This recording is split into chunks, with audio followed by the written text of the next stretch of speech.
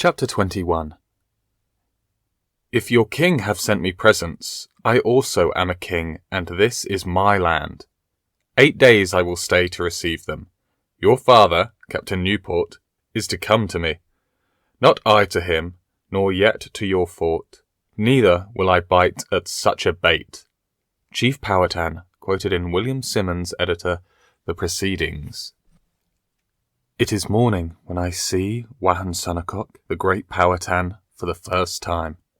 He is tall and imposing, strong and regal. He wears a necklace of a large piece of copper and many strings of beads. If copper and beads are the Powhatan golden jewels, then he must truly be wealthy. Captain Smith delivers his message. Will the great Powhatan chief come to Jamestown to receive his gifts from King James? I see immediately that Captain Smith was right. An emperor should not be invited to come to another town to receive gifts. Chief Powhatan's eyes flash with anger. Your king has sent me presents, he demands. I also am a king, and this is my land. He splays his arms and fingers to show that this is all his land.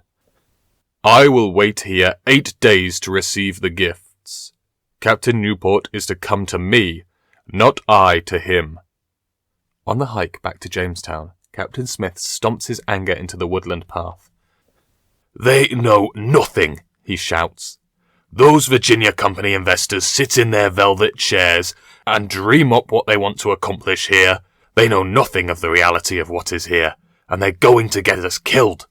They are idiots. I keep my eyes on the ground, and the soldiers do the same. None of us want to say a word to Captain Smith when he's this angry. Who ever heard of making an emperor into a prince? He continues. Yet that is what they are trying to do. He kicks a fallen branch out of his way. No good will come of this. Mark my words. No good at all. Back in Jamestown, Captain Smith delivers Chief Powhatan's message. Captain Newport frowns, but he's still determined to obey the orders from the Virginia Company. Chief Powhatan must be crowned a prince under King James. Captain Newport says he will travel to Werowocomoco to accomplish this task. Though the trip is only 12 miles across land, it is much longer by boat.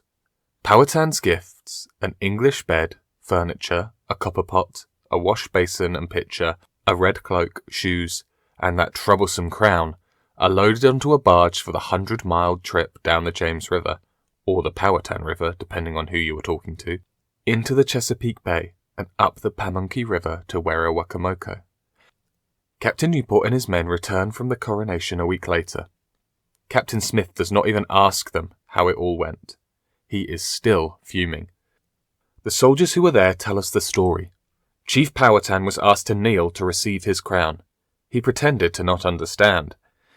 Captain Newport demonstrated the kneeling over and over again until he looked like a marionette on strings and people began to snicker.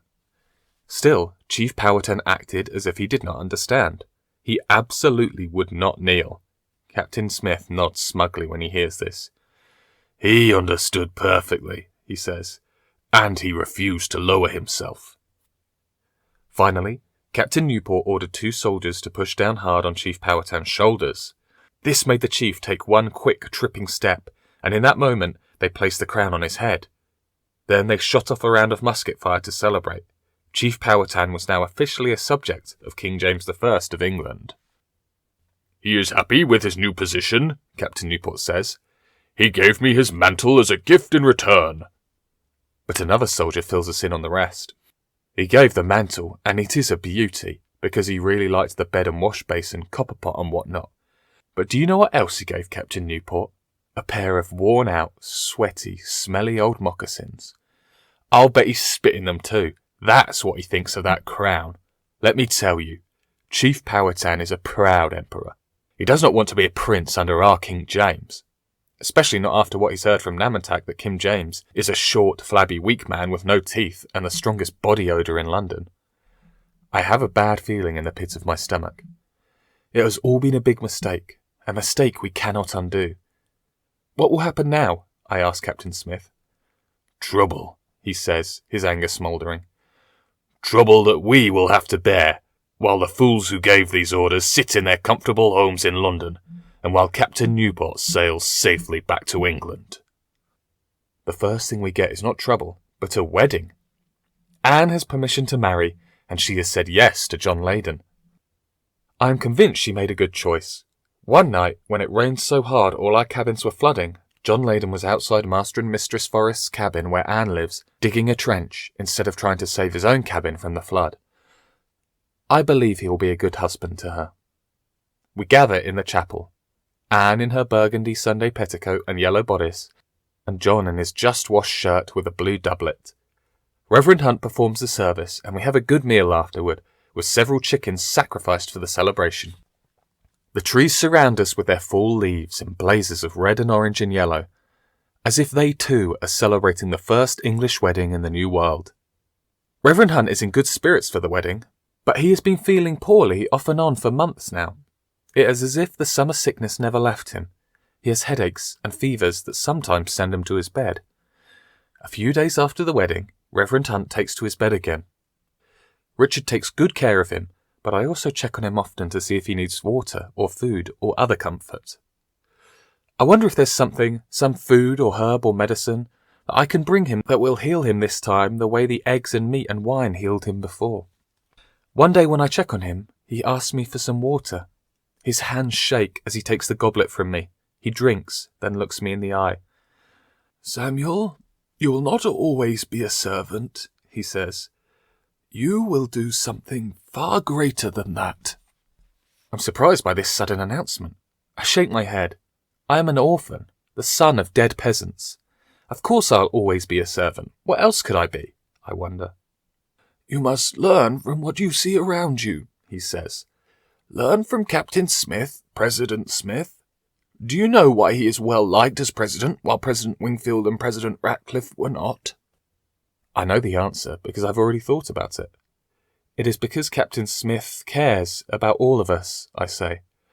The other leaders cared only for their own comfort and their own gain, and for the gain of a few of their friends. Reverend Hunt nods. "Good. You are already learning. This is important for you to remember because I will not always be here to remind you." He lies back down and closes his eyes. "But if I will not always be a servant, what will I be?" I ask. "Could I become a soldier, even an officer like Captain Smith?" Reverend Hunt smiles with his eyes closed. "You will see," he says. "Remember what we have talked about here, and remember that you will always know the right decision because it is when you choose from love." He looks as if he's talked enough. I take a rag, wring it out in a bowl of cool water, and lay it on his forehead. He is so pale and seems so weak, it is the worst I've seen him. My chest feels heavy with sadness. Reverend Hunt was the first person I opened my heart to after it was closed up tight when my mum died. I can't stand to see life slipping away from him like this. I wonder if I might lay my hands on his head and pray, and keep his soul from leaving his body the way he did for me many months ago. But, I realise, if God is ready to take Reverend Hunt up to heaven, it is not my business to try to stop him. "Would you like some supper?" I ask Reverend Hunt quietly. He shakes his head slightly. I touch his hand and leave him to rest. Reverend Hunt does not leave his bed again. Richard and I keep a vigil, one or the other of us checking on him every hour.